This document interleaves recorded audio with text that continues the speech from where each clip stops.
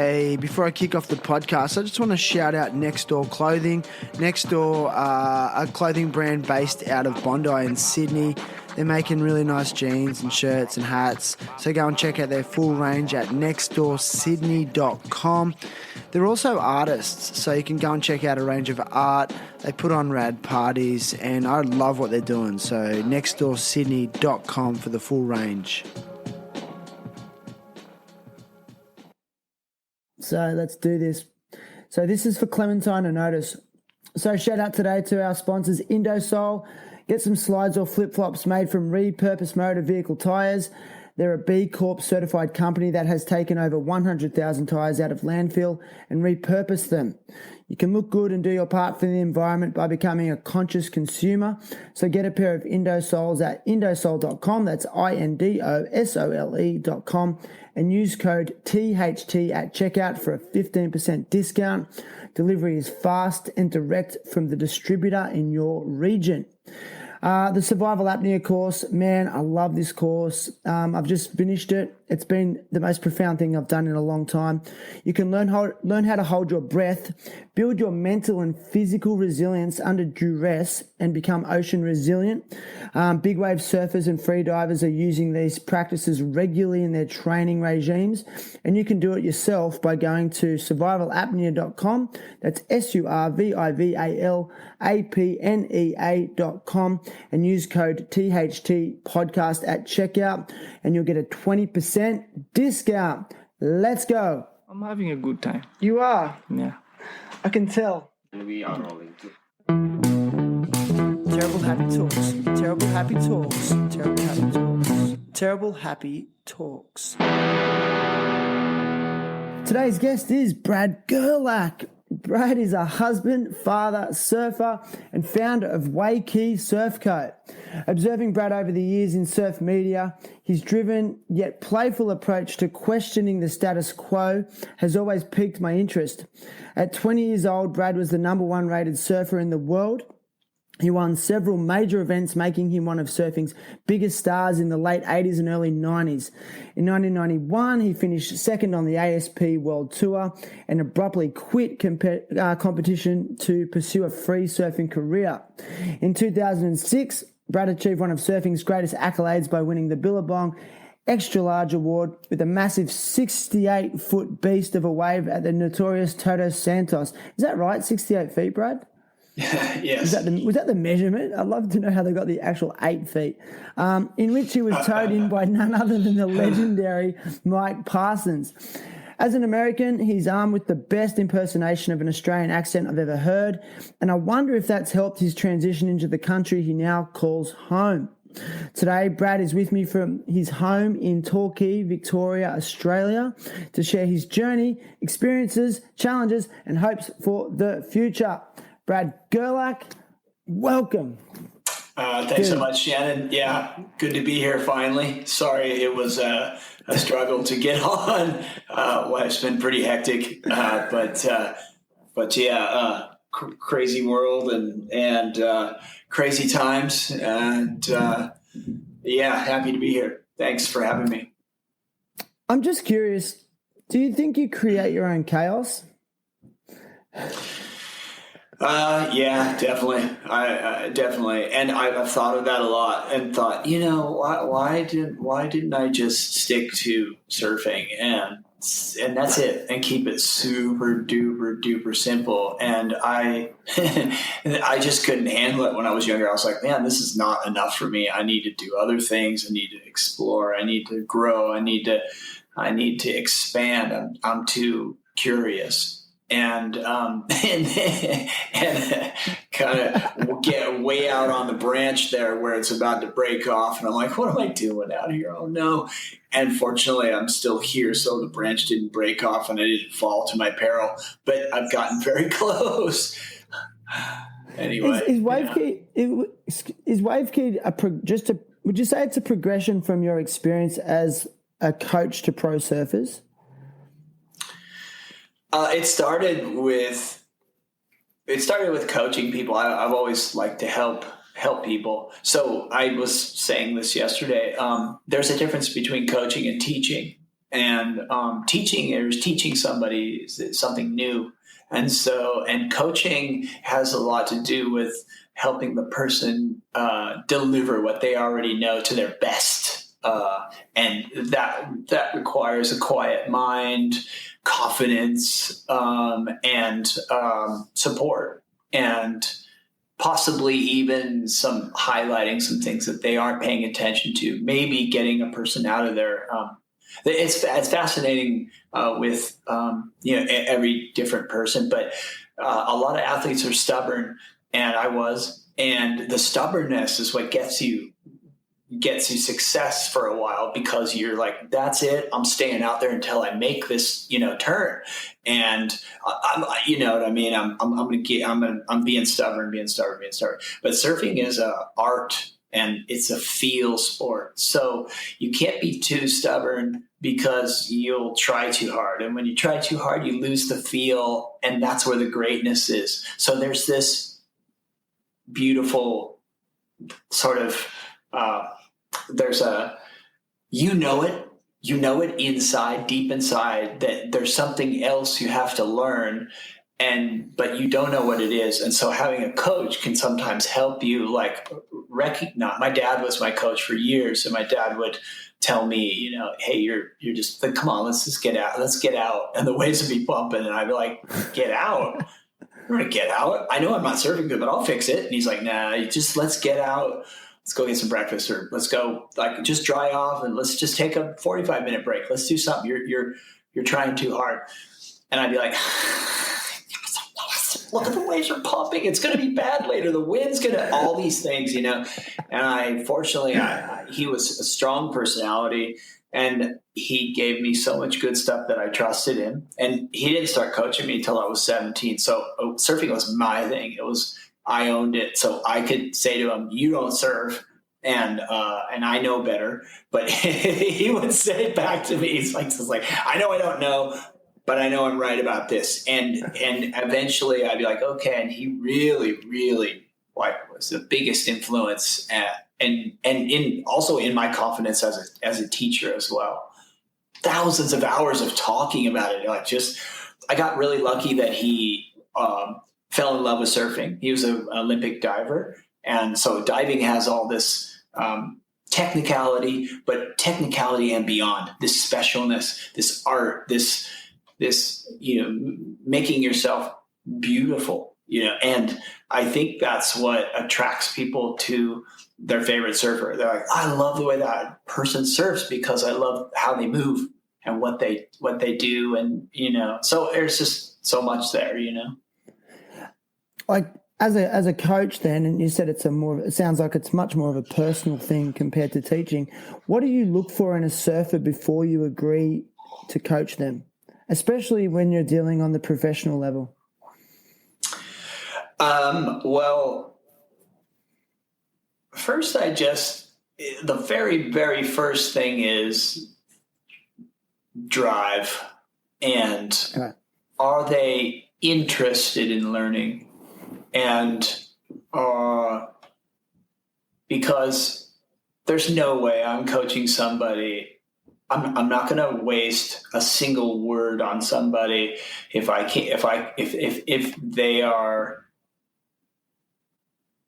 they're not sort of open, if they're not hungry. God, just tell me. This is how I was. I was like, just tell me. I really want to know. How do I beat that guy? How do I get better? How do I do that? What do I do? Just tell me what to do. I want to know. Gotcha.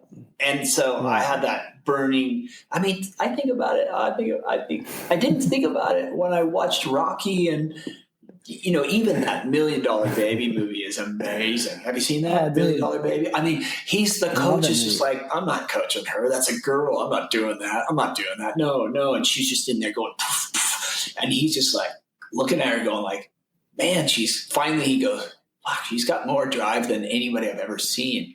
That person has, and it doesn't matter what their level of talent is or whatever it is. It's the hunger. It's the hunger to want, because they'll continue. They're curious. What about, okay, so you're telling me that, well, does that mean this? And then does that mean this? You're opening up a new door each time you ask. But for me to sit there and take my years and years and years and years and years of knowledge, and I'm not saying I know everything, but for me to waste breath on someone that's kind of like, yeah, whatever. No way. No way. I don't care how much you pay me. I don't even care. It's about that connection and getting that person to move the needle forward and then spinning back around and going, oh my God, I just opened up a whole cornucopia of new stuff I think I'm going to be able to do. Holy shit, I'm excited. All right. Well, how are you identifying that drive then? Like, can you give us some examples of the characteristics of someone who has that drive and passion? Like, what do those people look like? I mean, is it the way they speak? Are you watching their routines? Are you watching their aggression in what they're in their surfing? Like, give me some markings or examples of someone who has that. I mean, you obviously had it. Yeah. Usually it's it's a person. It's usually a person that has a combination. It's a person that's trying too hard, right? So they have drive, and then about their own character of being able to be like. They always talk about it in martial arts about being humble. Like, doesn't matter what I look like. I look okay. Like, I remember being a kid, a person of my age is like the oldest man ever. You know what I mean? Like, it's not like, it's like, don't judge people and just be like, that guy's old. He doesn't know anything. I don't know. You know what I mean? You get the combination of somebody trying really hard and then the openness to be willing to ask for the help. They have to ask. You cannot get this without asking. And a lot of surfers say this. This is what happens. This is what I hear a lot. Nobody ever tells you anything in surfing. Well, nobody's going to. Nobody's going to be like, hey, bud, you messed that takeoff up because you did this and you did that and you did this. No way. There's, I've a couple times in my life, I've given a couple people tips and they backfired on me like I was telling the person they sucked. And I was like, whoa, that's not my intention. I just thought I could. And then I was like, you know what, karmically, I can't tell people. I can't give people any tips. My gift is I'm hyper observant. So I see everybody. Okay. When I'm surfing, I see everybody, right? And so it's not like I'm out there paying attention and in my own world. Yes, I'm in my own zone, but I'm so fascinated with how other people move and what's their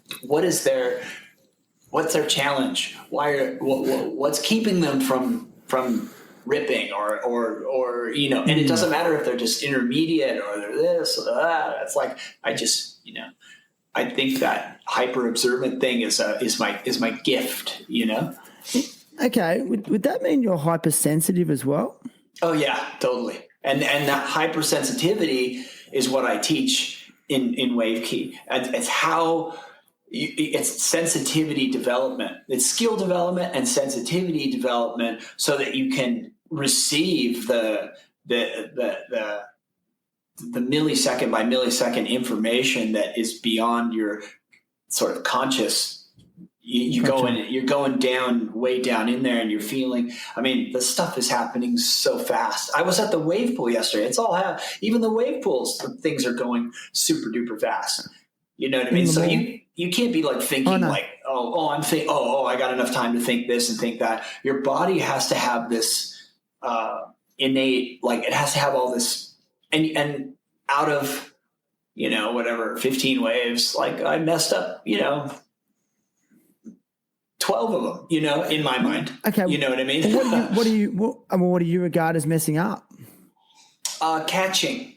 Catching and not doing what I'm aiming to do. And I'm able to recover and fix things. And, I usually hear back from people, dude, you're killed that way. And I'm like, yeah. I didn't feel like I killed it, but but they wouldn't even see it, Are you surfing with that kind of purpose every time though? Are you surfing with the mindset that you want to improve and progress like every time you go for a surf? I'm surfing with the mindset of no, I'm surfing and we're trying to quiet all the time so that I can feel as much as so I can turn on my sensors and my sensitivity and I can slow down and I can slow down to the speed of the wave so that I can speed up if I want to, or I have control and I'm getting the most.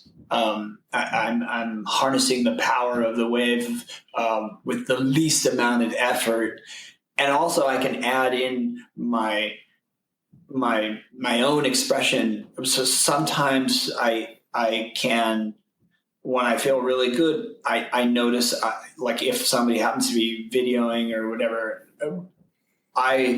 it's almost like a electric current goes.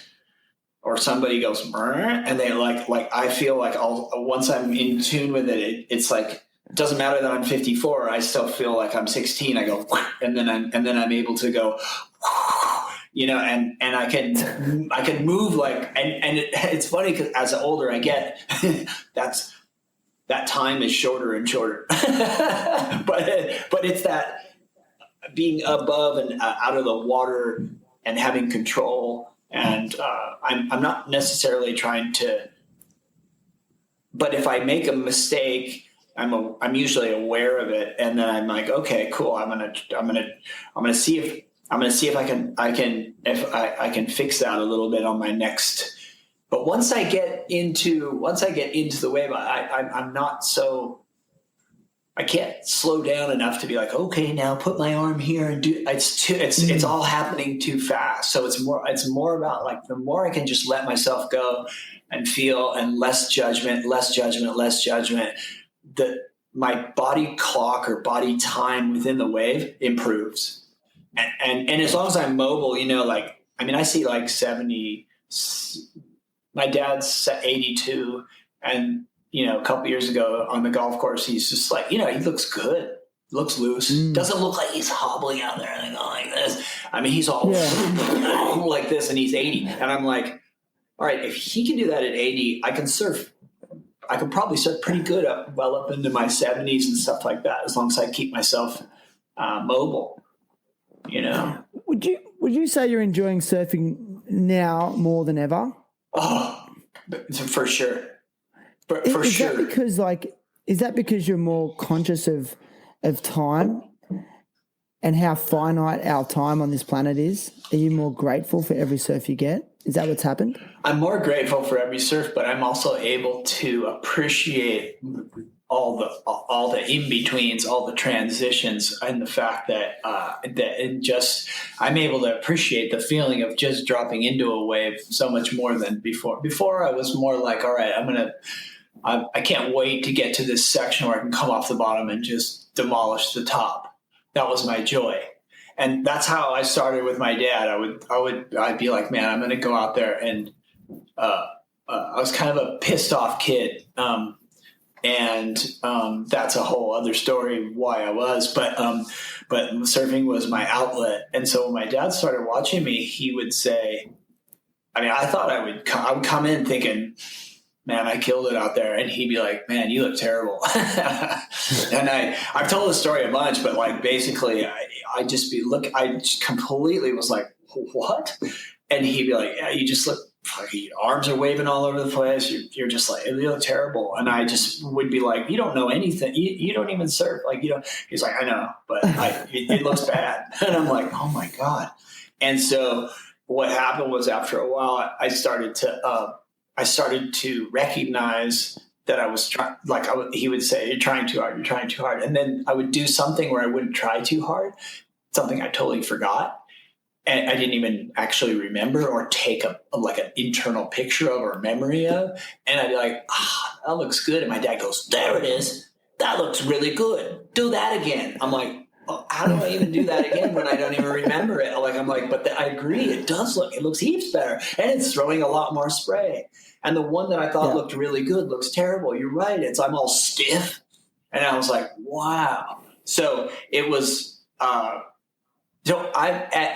you age, like I'm just going in the direction of less and less and less and less. How can I do less but still surf positionally critical without force? And I realized through all the study of Feldenkrais and that's been the Feldenkrais and Aikido are the two large ones for me, as well as I studied a long time with a Kung Fu sensei. But we weren't doing Kung Fu. We were doing stances and power stances, and power, where power comes in posture and optimal positioning for power and stuff like that. And he taught a lot of people a lot of different sports: football, baseball, basketball, skiing, equestrian, golf, tennis, lots of things.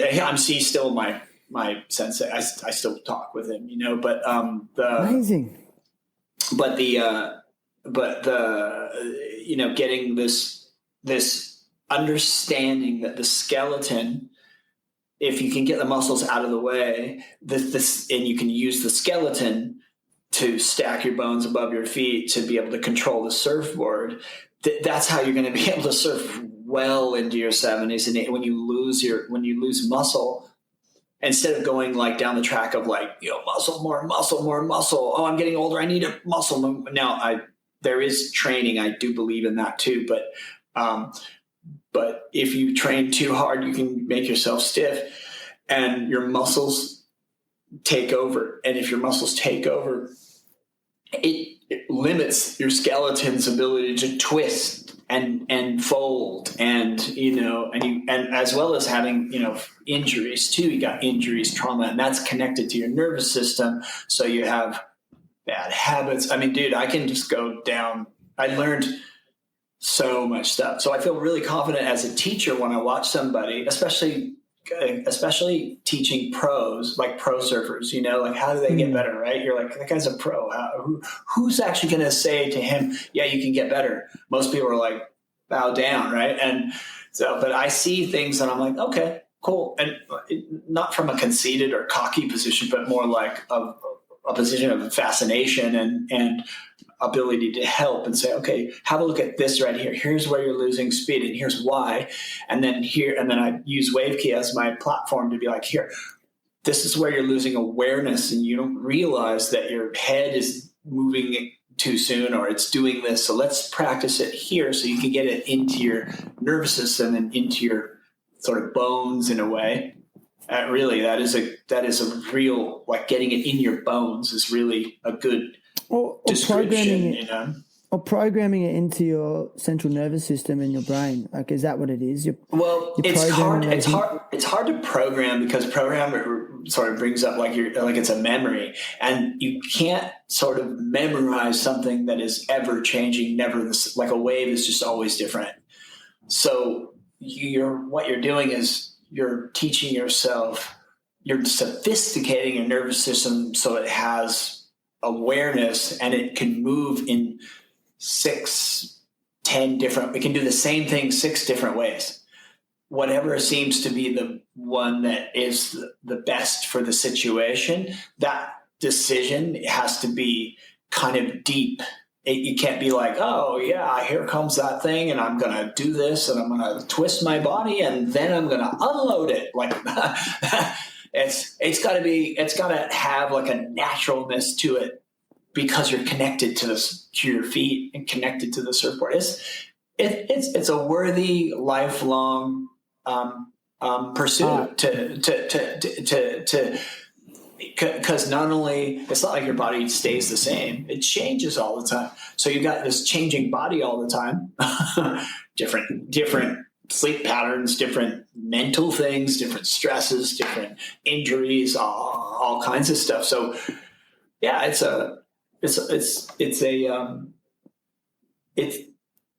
the fact that you can keep getting better as you age, it is so cool. That's what's inspiring to me. I'm 44 now, and I feel like I'm enjoying physical activity in general more than I ever have. I'm doing it smarter, not just surfing, but I'm really into skateboarding as well.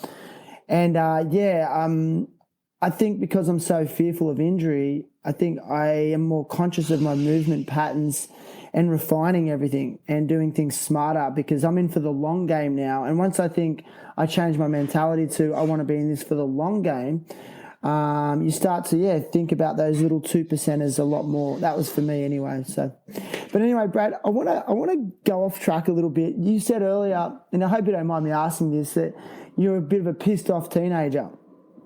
Can we delve into that a little bit? Sure. I just wanted to say that to your point of that last little piece is that I read something about Morihei Ueshiba, who is the founder of Aikido, and he said that he felt his best Aikido was done in his 70s when he lost all his muscle, because he had to rely on his ki, and that to me was like, okay, so there's something that's way beyond the muscle element, as an energetic thing. So you're talking about extracting your joy out of less and less, because you heighten your sensitivity. You heighten it and you go, oh, that feels so good. That feels exquisite. Just feeling think about it. We're sitting here talking, drinking coffee. We're doing this, having a good conversation. But think about just slicing into the wave, and and you can feel all of your body moving with the earth, and in control. And the surfboard is tilted, and there's only that much of the surfboard in the water, and this much is in the water, and you're just going. Right. And, but you're so focused on the future when you're younger and you're like, oh, I'm over there. You don't even feel any of that. You feel just, so it's like, man, there's so much there to feel that as, for human beings. I mean, this is what we did, I think, when I read in the past, Native American, I'm sure it was the same here with Indigenous Australians, is the grandfather could teach the son, like, listen to this. Listen to right here. There's a change coming. And they cultivate this sensitivity connected to the earth. It's sublime, like a purpose. I mean, there's so much depth there. You know what I mean? And it's inspiring to, like, okay, cool. I can pick surfing for the rest of my life. I don't have to stop when I'm, at some point. I can keep going. So anyway, so it's more of a spiritual. Really, what you're saying is it's more of a spiritual aspect for you, or it's the spiritual aspect of it. Like, what is key example? Like, can you give us what is key exactly? I'm not 100% sure on that. I'd say it's spiritual, metaphysical, and just human and spirit. Key is life force. Like, it's a presence. It's a energy. It's this. I call my method wave key, because I help people harness the power of the wave without the use of excessive muscle or force, so they can feel the power. There's a big difference between power and force.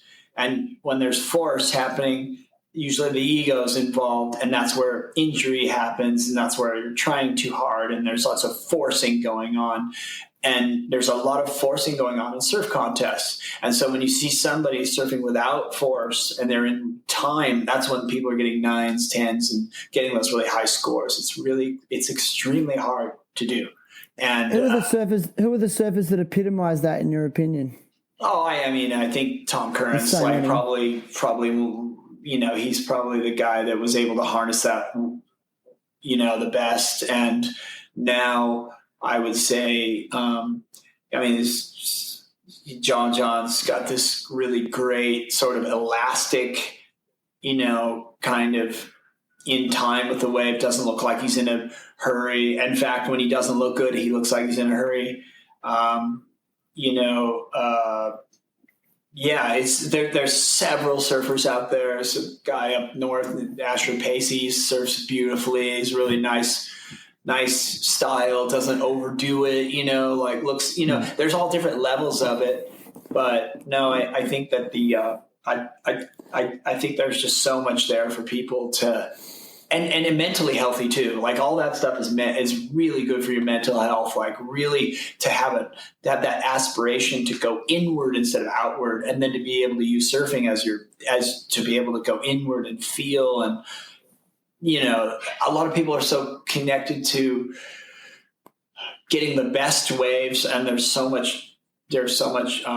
lot of, what's it called, political, there's a lot of shit going on in the water, people talking and the hierarchy and doing all this stuff, and it can really turn you off. But you can get in your own world, and you can go out and ride lesser, you don't have to be on the sets, you can take off on a friggin' closeout. And I mean, honestly, taking off on a closeout, if you rate it as far as standing in line at the Federal Building or waiting at a traffic light or in traffic, or there's 100 things that aren't as good as taking off on a closeout. Do you know what I mean? So you got to slow it all down, and then I learned this by living in Los Angeles. It was just closeout after closeout, and I wasn't surfing. And then finally I started surfing. I'm like, I'm going to go out there because that's better than getting back in the car and driving somewhere. Being at a gym, sweaty, thing, unless there's a bunch of naked chicks working out at the gym, it's pretty much like I'd rather be doing duck diving and feeling the ocean all over my body and stuff, So anyway, that's the wave key is it's first I teach you all the things technically.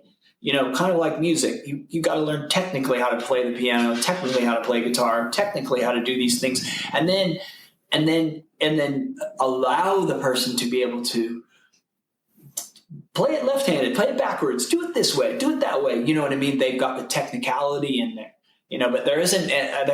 When I grew up, there was no technical surfing coaches that were like, okay, you need to drop your bum down. Your bum needs to be close to your heels to be able to control the surfboard on a backside bottom turn. There's twisting. There's all this technical stuff. So first you learn it intellectually, and then you learn it experientially on the floor, and then when you go on the water, you've got to not try. You've got to not keep practicing. So that's where maybe the spiritual thing comes, because you've got to quiet down your ego's in there going, I'm going to still keep trying. I'm going to get this. And it's maddening. But in some place you're like, okay, there has to be a key here, So anyway. Is it too late for some, no. How old's too old to start to refine these practices? Nobody is, because you can get so much from so little, as long as you aren't trying to achieve. That's the difference. If you're in this, I'm going to do it, you're going to be consistently let down with surfing. It's just really, really hard. But if you're in an exploration stage and you stay in there, your very first ride is like, woohoo, this is insane. I'm the worst, picking me up, and I'm just like, there's no motors, and I'm just going along.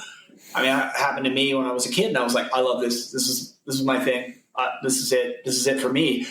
But that might be somebody 60 years old that goes, I love this so much. You know what I mean? I love this. I love this feeling. They can stay with that feeling and continue to explore that thing and explore. And then I've got technical things that if you sign up to WaveKey, I'm going to give you exactly what to do, how to practice it without the ocean. So when you go in the ocean, your probabilities of getting a successful ride increase. I just want to go back to some of those surfers you mentioned. You sort of mentioned Asher Pacey there, John. And for me, comes to mind Dave Rastovich. One thing I noticed about those guys, they have, and I sense what you're talking about in those surfers. They also, I notice a common look on their face when they surf. Their faces seem calm when they surf. I noticed that about John a lot. Then there are other surfers, I mean, myself included. I see photos of myself surfing, and I've got the most angry look on my face. And I really do think it's my body movements are expressing what's maybe going on in my mind. So yeah. I don't know. Just an observation. I got a funky looking face on a lot of times too. I'm like, it's kind of it's an interesting one. Mentioned earlier. You mentioned, you think like also, I mean, we've talked a lot about surfing and I love talking about surfing. I could talk about it all day. But you also mentioned this, like, is it almost like a shedding of the ego to find that key? Yes. To find this, to find key. Yeah. Okay.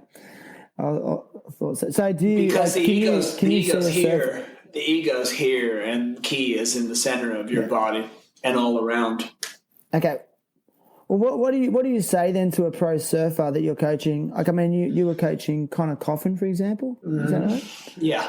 Yeah. I mean, what are you saying to someone like Connor Coffin in terms of their mental game, in terms of shedding that ego? Are you trying to build their confidence, or are you just actually like how are you getting into that with them? Yeah, but it's a gradual. So there's a warm up. There's a day before, there's lots of things, and you're getting it to the point where you're working out a few things. Well, what boards you're going to ride, and warming up at the competition, and all those types of things, and what you're doing is taking out all the what if this, what if that, all the chatter. You're going down to where you're like, yeah, I'm clear. I'm going to ride that board or that board. Surf's going to be like similar to, might be a bit smaller. Like, we want to be prepared if it's not as good tomorrow as it is today. You know what I mean? So that you don't show up and go, oh fuck, it's not as good, which is what I did a lot of times. Oh fuck, it was pumping yesterday, and now it's like, now it sucks. That already gives you an energy to, it sucks on your energy. It's all about like giving the athlete 100% power to focus and feel where the best waves are coming through, and to quiet down so that when they take off on the wave, there is an urgency to hurry up and surf. A lot of times I've seen it where surfers, and I felt it, where they surf for relief, kicking out. Oh, okay, cool, got that one. Okay, oh, cool. Okay, that's probably a 6, 7, 8, whatever. Okay, whew, I got a 9. No, you got to go beyond that, and just it takes a long time, and you're working with people, and you're getting to know what works with each and every individual. It's not like that's not like a formula, and here, you do this, and you do the same thing as this person. Everybody's got different personalities, different wants, different, and so that's what makes it really fun too. And with what I learned in Aikido is a centering exercise, because the Aikido I learned was called Awareness Centeredly Extended, ACE Aikido. And so they taught you how to go down into the center of your body. What I can do it with you right now. It takes 10 seconds. You basically go down into the center of your body, go down like 3 or 4 inches below your navel, and sort of visualize being like in the center, in between your stomach and your spine, kind of that very center of your body. And then just like, imagine if you turned on a light bulb, or you turned on a faucet, and just some liquid started coming out, or the light started coming out from that space. And then it just started going down your legs, filling. I always think of it like a cup, like my body's a shell, and then I'm just filling it up, and it starts with my toes, but I'm still connected. It's coming from that center spot. It goes all the way down, and it comes up my body. Then I go to my stomach and my back, my sides. Then it's coming. I can feel it coming up towards my chest and my shoulder blades, all the way up to out my shoulders, all the way down my hand, all the way down my arms, my hands. And then it goes up through my neck, all the way to the back of my head, the sides, my ears, my face, top of my head. I'm still connected to that center place. Then I see if I can go outside my body about a half an inch. I can feel it. And that is what they teach in Aikido, is they call that acing up. So just, you get your ki going, and you need to do that before someone before the attacker comes. You have to connect to yourself before you can connect. You can feel what the attacker is going to do. And so that helps me when I do that. That helps me come out of my chattering mind down into the center of my body. And anytime that the chatter in my mind starts taking over, if I can remember, sometimes my personality is just taking over so much that I'm just, I don't remember it. But that's what a coach is for. That's a reminder. Okay, just drop down there. And then all of a sudden you have access to a lot more intelligence than here. It's bigger than you. It's just bigger. And so that's how I help people. And amazing. Students and things like that. And I just use that little tool. And the more you do it, the quicker you can do it. It's pretty wild. I do that, especially if I'm in scary surf. You know what I mean? Like I have to, because if I'm here, I could picture a failed scenario real quick. Oh, I might eat it on that wave. I don't want it. But if I'm down here, I don't think about that. I move to catch that wave. I do what I'm there for. It's pretty cool. It is cool. I feel it even after like just 10 seconds of doing it. Then I've done a similar meditation, and it's a connection to your mind and your body, and that body intelligence starts to awaken. I can feel it. Yeah. What I want to ask you, Brad, like over the years, you've dealt with like various levels of like surf celebrity, would you say? And I'm actually curious, like how have you dealt with that over the years then? Because you have been in the surf media and the spotlight. And even like today I've got you on my podcast and I've been following you, and you've done a lot of podcasts over the last 6 months, maybe more than any other pro surfer in the world. I don't know.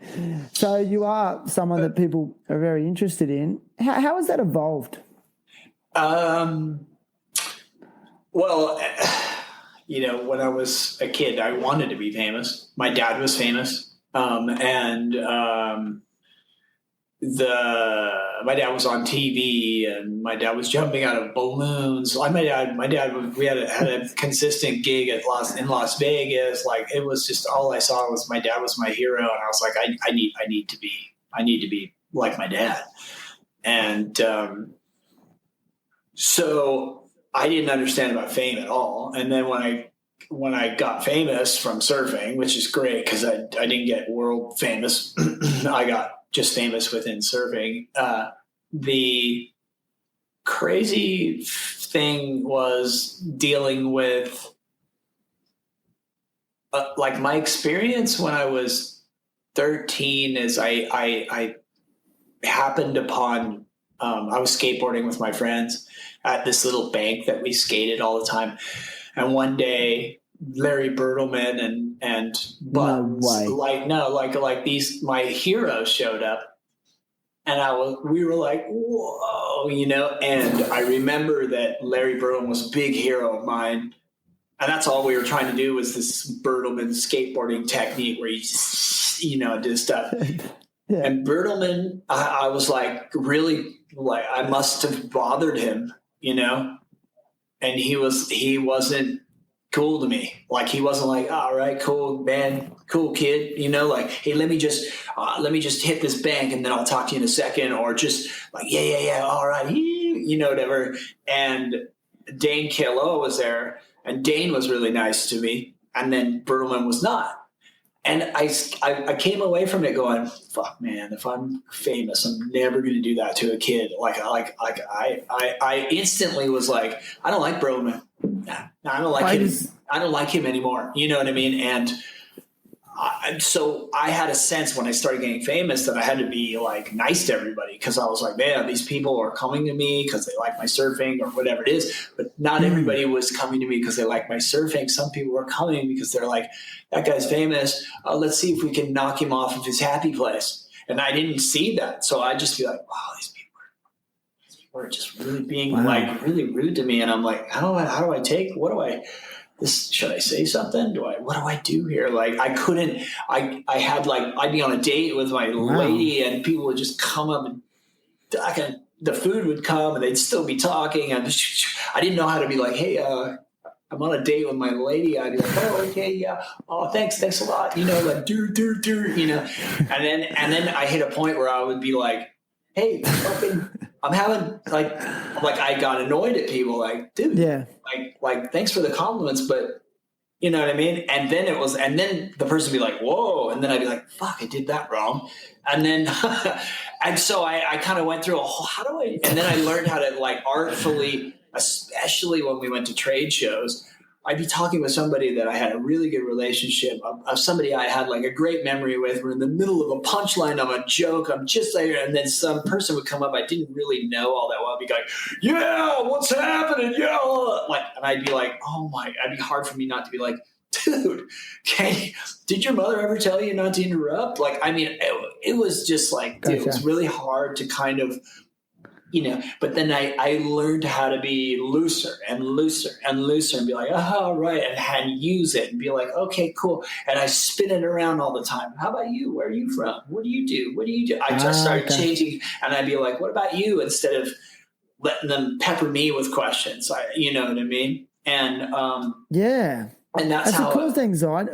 It feels like that would cause anxiety over the years. Like, for someone who isn't a dick, you know what I mean? I have a capability of being a dick, and I've been a dick to people. I'm not the Dalai Lama, and I don't, I'm not, you know what I mean? I'm still a evolving human being, but internally, I'm not interested in being an asshole and bumming somebody out like at all. Like I'm much more into harmony and like how does it work for other people? Like I want everybody to enjoy it. Like I'm not cool if I'm the only one enjoying it at all. I'm too aware. But you have to manage it. Yeah. Gotcha. But you have to learn how to manage it, correct? Yeah. Yes, so, definitely. Yeah, that would be so tricky. I mean, and it's just interesting to hear it from that perspective. Often I don't think a lot of people consider those things that they probably think that they're giving you a massive compliment, but they don't realize that you've been in that scenario maybe 10 times today and it's exhausting. Or that person that's like, I'm going to see if I can knock you off. And I can recognize. Is that common? I can recognize that. Well, when you're younger, I'm like, it's like 21. Other guys are like 21 going cruise getting. You do the crazy thing too was I worked so hard to get it. I grew up with no money. Okay. But then when I got it, I felt sometimes a little bit like I was a spoiled kid. And I needed to be told, you're not spoiled. You work for it. Tell these people to fuck you. I've worked hard. I sacrificed a lot. Say, fuck you. This is not given to me. I asked for it. I worked for it. I sacrificed for it. Now I deserve it. You know what I mean? But I didn't feel that. I kind of felt like, oh, fuck, yeah, I am lucky. And, and so in a sense, I actually gave all my shit away to the point where I like gave money away. I paid for everything. I did stuff because I was like, I just felt like I don't know. I felt like it was easier for me to get. So I just felt like, I should give it harder for this person. So here you have it then. It was just I don't know, man. Like, it's did you feel like you were like you were undeserving? Yeah. Like you were too lucky, but you weren't really lucky because you worked for it. No, and not only that. When I was 10, I got hit in the face with a surfboard and got 150 stitches and 2 plastic surgery operations, and like it ripped my whole face, like right here, broke my nose in 4 places, and like I've had some hard stuff, and like I just still felt it was so strange, like it was a strange period of feeling, until I finally realized, hey man, like no, like nobody gave this to me. I earned it. I earned it, and I need to own that. I need to own that feeling. It's kind of. How long did it take for you to get to that place though? Like many years? Or was it? Many years. Yeah. Many years. I just still felt like I was, you hear a lot and you hear people say, like, pro surfers, spoiled pro surfers, get to, and then they have a complaint or they have something that real spoiled pro surfers. It's like, yeah, okay, well, each and every, a lot of times, I mean, guys are coming from Italo's story and a lot of Brazilian guys that come from like these super, super, poor situations. I had a broken family. We had no money. There wasn't very much food in the thing. I learned to make people laugh. So they would give me rides to the beach. I would go over to other people's houses and make food, teach my friends how to make food because they're like, there's nothing to eat because there were no cookies or, something. I'm like, no, there's lots of stuff in here. Look, there's this, there's that. There's, I learned how to do all this stuff because I didn't have things, you know what I mean? And I don't know, and then when it got handed to me, it was almost like, I don't know, it didn't get handed to me. I basically won it. I won it, but I still, I don't know. It's that sensitivity thing too, where, oh, I got it and nobody else did, or I don't know, and it took me a long time to kind of own it and just be like, no, I earned it, so. Would you see your hypersensitivity as a gift or a curse? Oh, it's a gift, big time. Has it been a curse though? Have you felt like it's been a curse? Sure. Yeah, because I didn't know how to handle it. I didn't even like when I lost, I was an adult. I was 21 years old and I would lose and I would cry and I'd be like, what's wrong with me? I'm crying. You know what I mean? Like I'm crying because I lost. God, you know what I mean? And then as I aged, I realized I'm like, that's awesome. Fucking, you can feel it that much. You can feel it that much that it makes you cry. That's fucking awesome. I love that guy.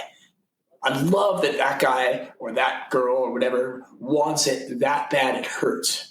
It hurts that bad. But being there, I was like, what's wrong with me? Am I like what's wrong with me? You know what I mean? It's so it's wild, yeah. Like how that I'm like, and when I have a student and he is so amazing. And I'm not going to say his name and stuff, but he was in a very big competition and he was winning. I mean, like a world competition, and he was winning. And then the last second, this guy got away and stole the win off him. And his mother told me he cried, but and he didn't want anybody to know. And I just said, man, I'm so happy to hear that, because that's just that internal. It's so awesome, that internal thing. Now I'm not saying everybody has to cry but that's just that sensitivity, and then being able to know that sensitivity is a gift, and it is, and you can harness it and you can use it, and you can use it to better yourself, I mean, I think that's what allows me to be a good teacher, because I can listen quite well. Do you see Wave Key as your legacy project? Yes. That's good. Yes, so for sure. You said you're 54, and you've got a lot of amazing years ahead of you still. But if you had to reflect from this point in your life back, what would you regard as the pinnacle of your life so far? It doesn't have to be surfing. No, the best thing ever was marrying my wife. My wife is like the best person I could. She's my favorite person. She is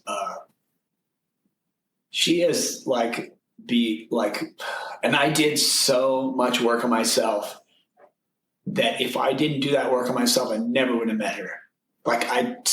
My mentor that helped me shed baggage, and I was able to. She came in my life because my mentor was able to help me feel what it would be like if I had somebody like my wife. And she would say to me, she would say to me, could you imagine what it'd be like to have a person like that? Just feel it right now for 10 seconds. What it would feel like to have that person in your life. And I'd be able to close my eyes and be like, somebody you could just be vulnerable with, somebody you could be yourself, someone that had their shit together, someone that, you didn't have to take care of. Like all these things that and then my wife just came out of nowhere, dude. And then I didn't even see when she came. I was cavalier about it. I was like, yeah, cool, whatever. And, I even stood her up on a date and I just was like, and then, and then she fell in love with me before I fell in love with her. And I was like, my old self would have been like, oh, I'm running for the hills. Cause, if that, when any time in the past I had somebody fall in love with me first, I'd be like, oh no, I now I've got all this, I have to fall back in love with them. I changed the whole thing through help and just stay present. Gotcha. Well, I mean, it wasn't love at first sight. No, it wasn't love at first sight, but the most amazing thing is after our first date, I was still reeling off of another relationship. So I was still in love with another person. So I was kind of like, I have to get back, kind of like that wasn't the right person for me, and I was like, okay, so that's why it wasn't with her, but she did something. And well, our first date was at the Hollywood Cemetery, and when we showed up, we were kind of almost wearing the same thing, leather jacket, and she had a cute hat on, and she got boots, and I was like, huh, and we kind of went, hi, cute, and then we had lunch, and then I was working with a tantric master, and so my conversations were like, hey, look, sex has to be like energetic. It has to be like there has to be an energy feel to it. And I was talking with her about that. And that was one of she was like, cool. And so then when we got ready to, when we said goodbye, she was like, oh, we should hang out again. And I was like, yeah, and I was kind of like, yeah. And I went to give her like a little sort of like hug and kind of like a respectful little kiss. And she sort of turned her head a little bit and slipped her tongue across my lips, and sort of her little my package and her package bumped a little bit like that. Yeah. And she goes, oh, there's the energy. And then she just turned around and walked away. And I was just sitting there going, and then I walked her, and she has the cutest walk, and she just walked away, like this. And I was just like, wow, that was cute. And then, it was just the coolest, and then yeah, our lives just ended up like really working together. And then when she said, I'm just going to say, she was dating other guys. She'd been married before, and she was like playing the field and doing all this stuff. And she's like, I don't want to have kids. And I'm like, yeah, I'm probably not going to have kids at this point. It's cool, whatever. I wasn't like, do you want to have kids? And are you interviewing? And are you this person? And are you that person? And I was like, I'm just whatever. And every day I was with her was just nice. So I just relaxed and said, okay, this is the critical thing. Surrender is the yes. And then also when she said she loved me and I could make a decision whether I was like, well, hey, listen, I don't love you. So I think we should, let's not get in trouble. I was like, you know what? And this is what the tantric guy said. He said, you got to listen. You got to listen to the woman 365, 24/7, every single word that comes out of her mouth. If you miss something, women naturally manipulate men. They just do. It's the way they grew up. It's what they do. You know, they've been taught this way. So if you go, yeah, next thing you know, you're agreeing to something you didn't really know that you agreed to, and next thing you know, and that's how you get in the blah, blah, blah. Listen to every single word. And if she says something that doesn't work with you, just ask her to say it again. And she might go, oh yeah, I guess I'm being a bit like, you know, whatever. So I was like, holy shit, listen 365, 24/7. How the fuck am I going to do that? Because like, that sounds like impossible. But then at the same time, I went, you know what? That's how I'm going to grow. That's how I'm going to learn. I'm going to learn how to listen to every word. So I did. I listened to every word she said. And I also said, if she says one thing I don't like, I'm going to go, I don't like that. Whereas my old self would be like, I don't like that, but I'm just going to put that under the rug. I don't like that either, but yeah, no, it's okay. You know, oh, I don't like that. You know, and so this time, every time she did anything that I didn't like, I'd be like, I'd call her on it. And she's so confident. She loved it. She was with another guy that was like, oh yeah, oh, whatever you want. And she's like, pfft. And I was like, hey, I don't like that, you know? And she's like, all right, cool. You know, this is masculine. This is being masculine and learning. Oh man, that helped. And so now I'm 4 years into marriage. I got 2 little boys. I love my wife. I'm passionate. We have a good passionate relationship, as well as a friendship, as well as camaraderie. We have a lot of things in common, and we're both givers. So I'll do it. No, I'll do it.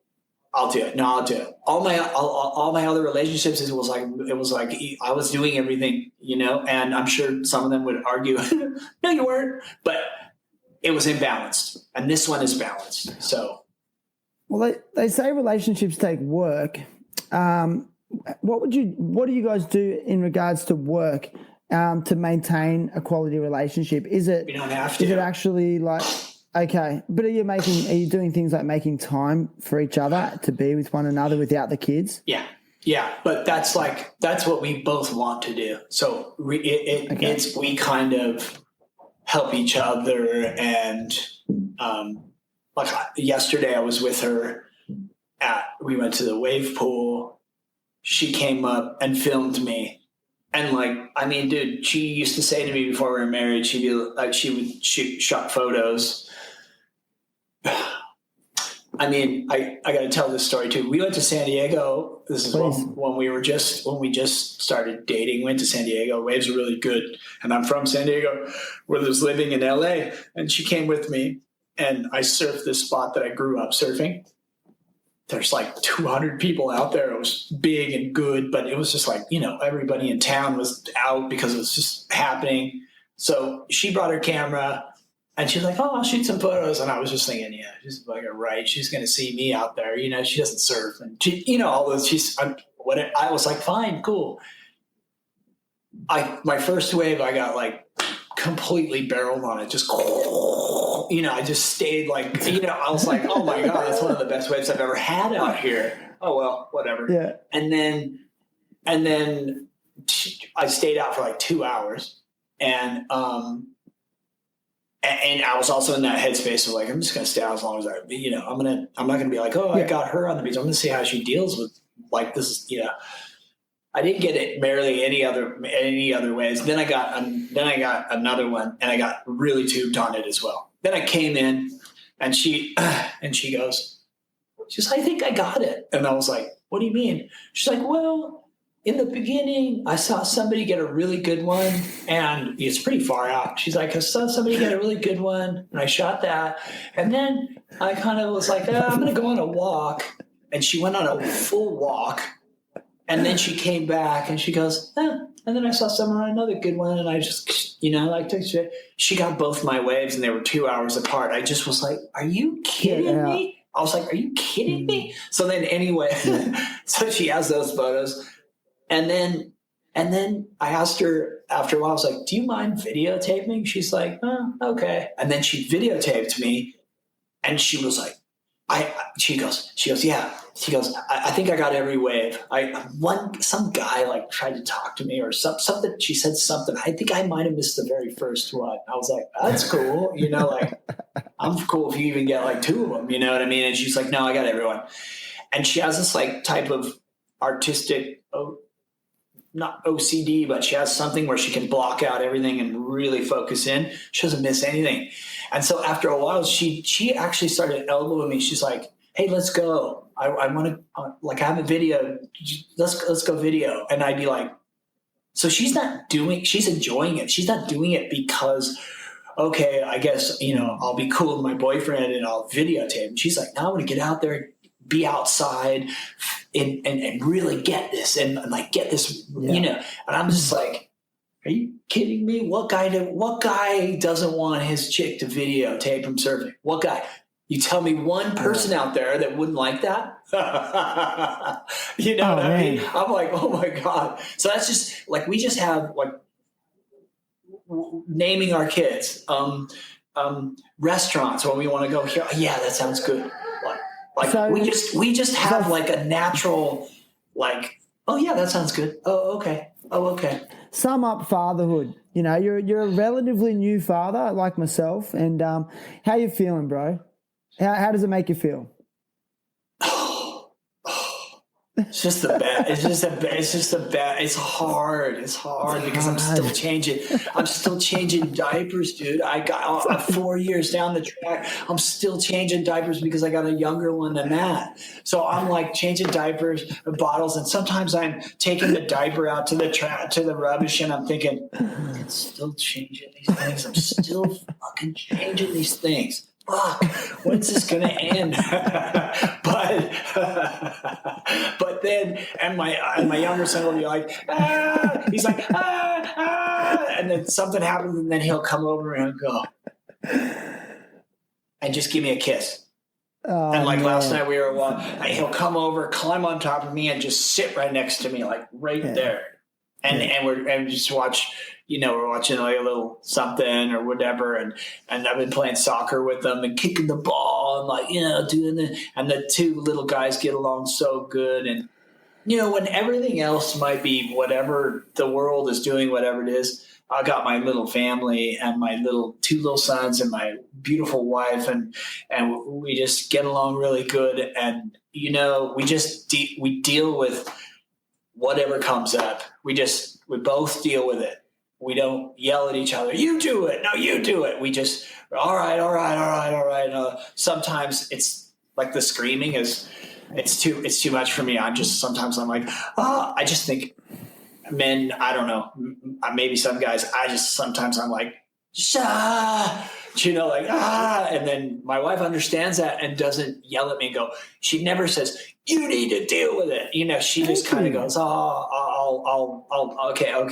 I almost like I understand a little bit. Then I walk away, then I come back in, you know what I mean? Or she's like, my back's sore. And I'm like, no, I always pick him up and I'll change his diaper or I'll do something to like, I don't like it if she's hurt or she's